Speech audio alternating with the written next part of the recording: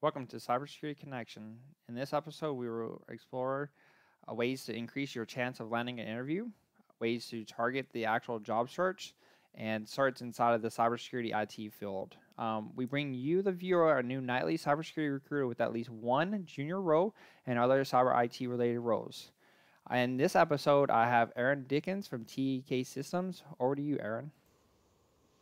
Thank you very much, Justin. I just want to say I really appreciate you having me on. So a little bit about myself. I work at TEKsystems. We are actually the largest IT staffing company here in the U.S.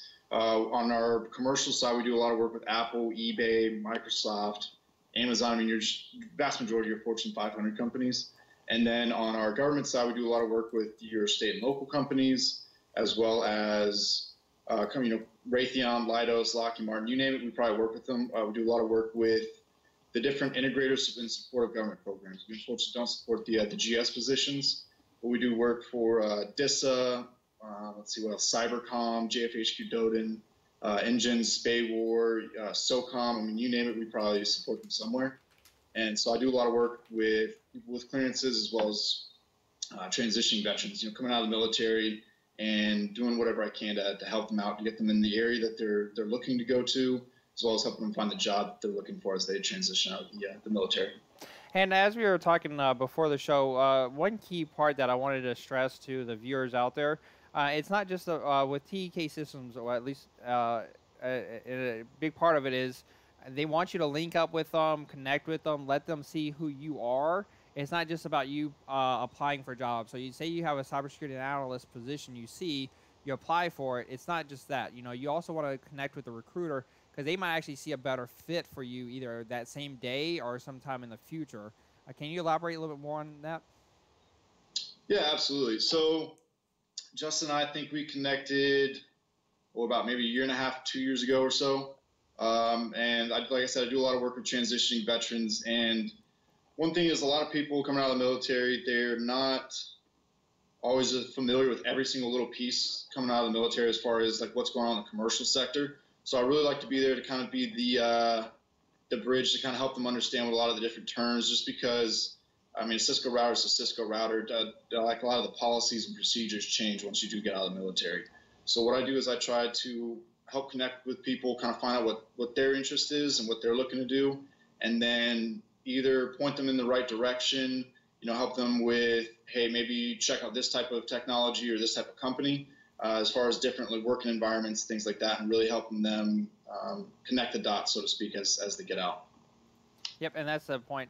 So, and then a little bit further into that, so how would you kind of see that targeted job search that we were discussing earlier too? Like, is there some pitfalls or some pro tips that you've seen over the last few years that people might need? One thing I definitely stay away from is being too specific in your job search. So unfortunately, if you just see a job posting, maybe about half the time it might actually not be written by the team lead or the IT project manager for that position. It might actually be written by, like, say, an HR manager who doesn't really know that much about technology, whose kind of their IT experience is limited to turn it off, turn it on, hope pray to God it works again. So you don't want to be too specific exactly in your job search and just hoping that's being very specific, and you want to kind of be broad and look at a bunch of different opportunities. Yeah, you might spend some time, kind of chasing jobs that might not necessarily be the best job for you, but it's better to explore every single avenue that you can rather than leaving a few things on the table and you might have missed out on, your ideal type of position coming out because you're being too specific in your job search.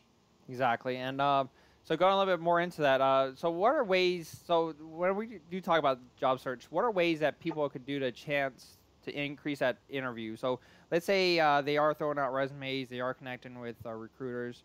What do you think they could kind of tweak that could maybe land them that initial phone interview or, that initial interview?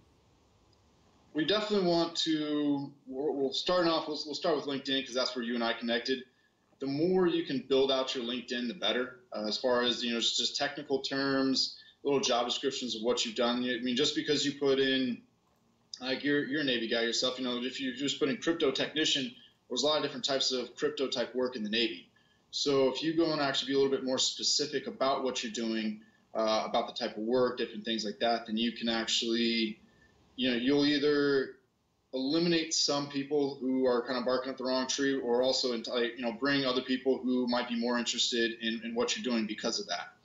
Another thing, as far as resumes, you don't want to be too focused on what you're doing as a larger organization. A lot of these recruiters, hiring managers, things like that, they care a little bit more about what you are doing specifically as far as the technical environment. So if you, to a large scale, are describing the environment, how large the network was, different things like that, but you are more on the technical side of things, it's not going to help you out very much.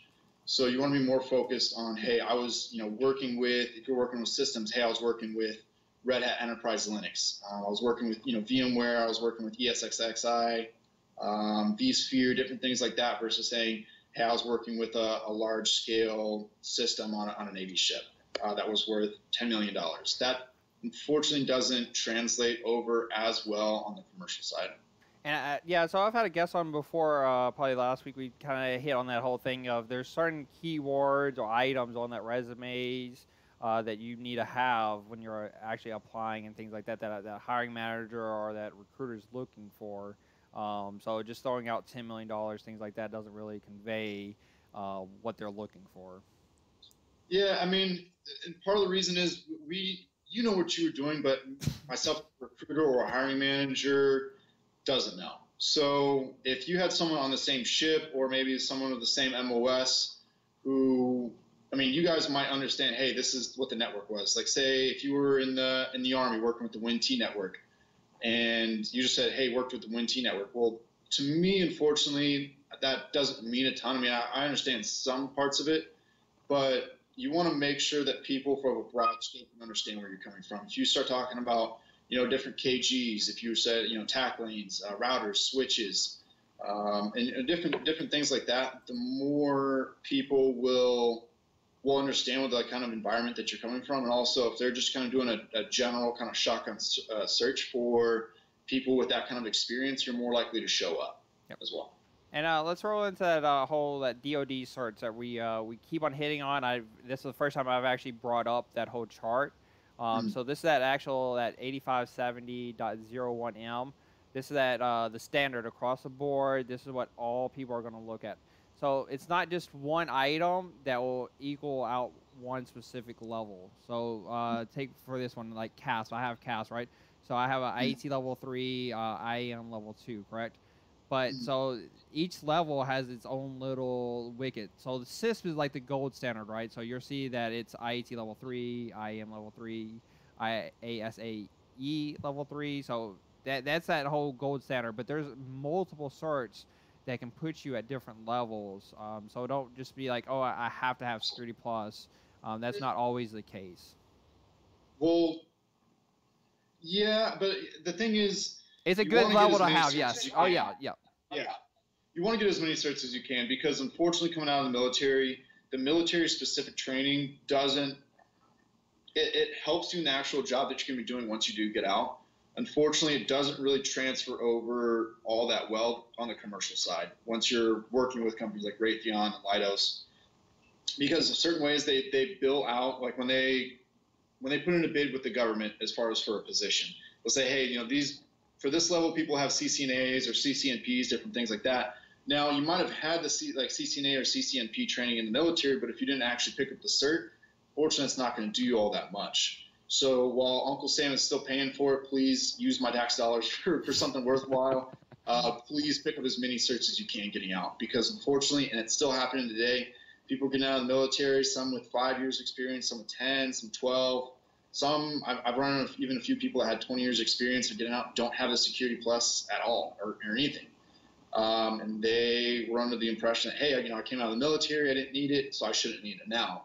Unfortunately, that's not the case. If you don't have the Security Plus, you're more than likely going to be sitting on the bench until you pick it up, which sucks, because you only have so much time when it comes to your terminal and actual ETS or EAS out of the military, that if you can't pick it up within a certain amount of time, if you want to be doing IT work and continue to support the mission once you do get out and utilize your clearance, you're not going to be able to unless you pick up the Security Plus or the CASP or something like that. And that's a DoD level. That's not, that civilian or that Lockheed or some other entity. This is the actual government pulling that in and saying, hey, this is what you will do. And then that's what everyone's following that mandate. This is not just one entity. This is across the entire board. And I think that's what a lot of people miss out on. They think that, oh, I see Security Plus here, so maybe somewhere else they won't need it. But that's not the fact if you are working with DoD companies. And it's the same with anyone supporting like the Department of Justice, Department of Homeland Security, your intelligence agency, like the NGA, NRO, different things like that. Heck, even sort of like Department of Energy positions that we support. A lot of them require that IAT level 2, and they're not DoD, but still the type of work that they're doing, I've definitely seen, if not required, at least preferred. All right, and then I wanted to jump into this whole resume template. So Aaron has this great resume template, or at least I think it's great, and he wanted to share it with anyone that connects with him. So his connection is below the video link. So if you're watching this live tomorrow, a week, a month from now, his information is below. Please reach him on LinkedIn.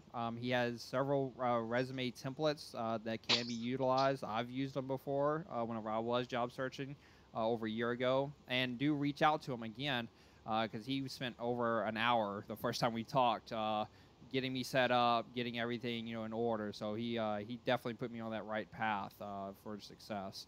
And then with that, let's go. I have one question so far. I'm going to open it up to questions at this time. So Vladimir had a question. What's your recommendations for breaking through being filtered out due to a large unemployment gap or employment gap inside like the cyber/IT field? So let's say you went to college for a year or two, like you did the service, now you've been out for a year or two. How do you kind of bridge that gap? Well, if you're just applying to job postings online, it's unfortunately it's not a guaranteed thing. It's kind of a crapshoot, unfortunately, pardon my French.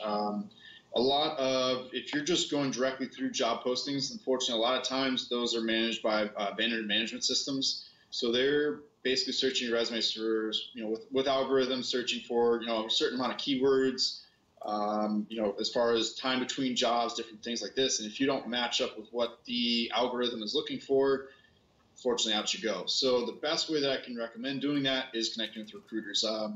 There's actually someone who I helped get a job. He was out of the military, had some personal stuff he was dealing with. So he was out of the military, wasn't working for a year and 11 months.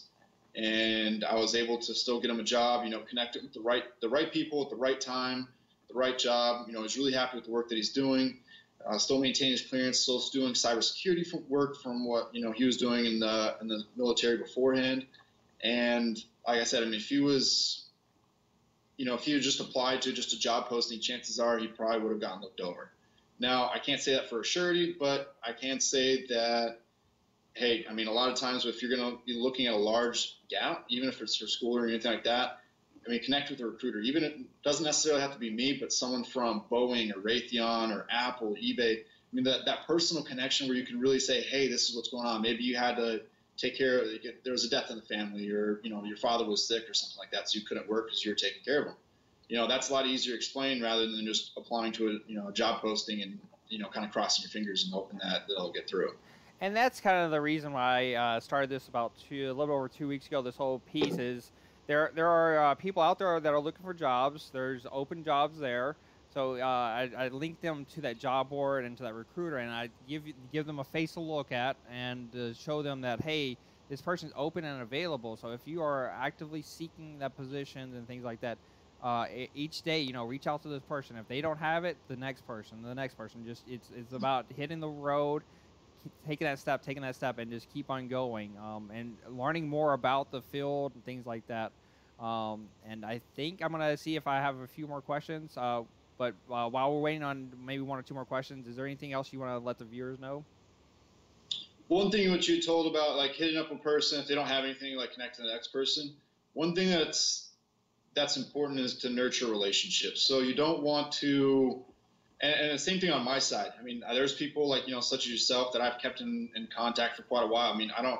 Obviously I can't place you in a job right now, but hey, I still keep in contact with you and different things like that. So one of those things, people are going to the person I mentioned earlier, he was actually a referral from someone that I had placed to work, and then he said, "Hey, my buddy needs help."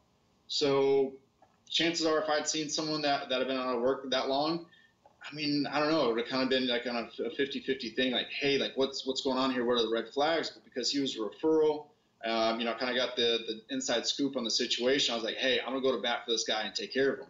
So if you can nurture those relationships with recruiters, different companies, things like that, they're more likely to go to bat for you, or kind of put you at the top of the list, rather than someone who just connected with them once, asked them if they had any available jobs, and moved on.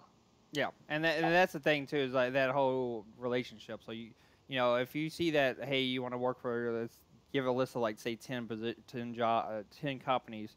You want to reach out to the different people at those companies to see if you can kind of not just throw a resume at the dartboard and hopefully it lands somewhere. Like decade plus ago. LinkedIn is here for a reason. It is for this whole connection. The reason why I have him on right now is because we connected a year plus ago, and he said yes. I'll jump in. So that's good there too. So I think we don't have any more questions for tonight. But I am going to want you to come back on tomorrow. I mean next month. So that we can describe maybe a few other topics and see what else we want to discuss inside that cybersecurity IT field. Yeah, most definitely. Awesome. And with that, thank you, Aaron, for providing this helpful information and, of course, elaborating on open cybersecurity jobs you currently have, which there's plenty of them on that job board, which is below again. And please do click that subscribe button. It will help with future shows. And thank you again for tuning into Cybersecurity Connection, where we connect you, the viewer, to a new recruiter focused on cybersecurity each and every night. Link to the job website and contact information is below. See you on Thursday night when we are actually go over resumes and career coach will be on.